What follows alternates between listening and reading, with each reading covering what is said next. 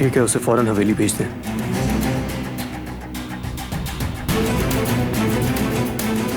कोई मसला है क्या?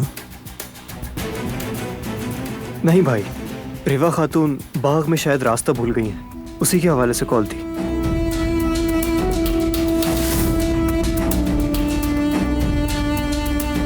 एक्सक्यूज मी, मुझे एक इम्पोर्टेंट कॉल करनी है।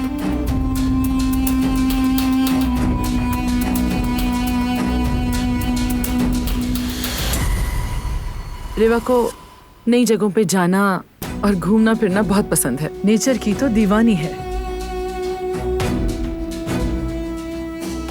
शायद फिर से मगन हो गई होगी।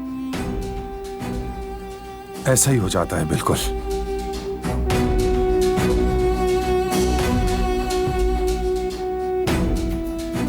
अगर आप हमारे घोड़ों वाला फार्म देखें तो आपका दिल ही आ जाए।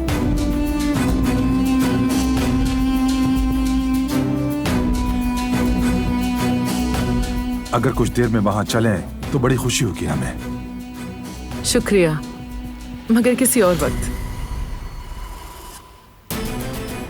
मरहम पट्टी और दवा का वक्त हो गया है।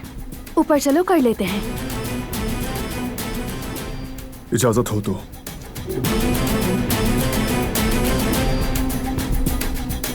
इजाजत है।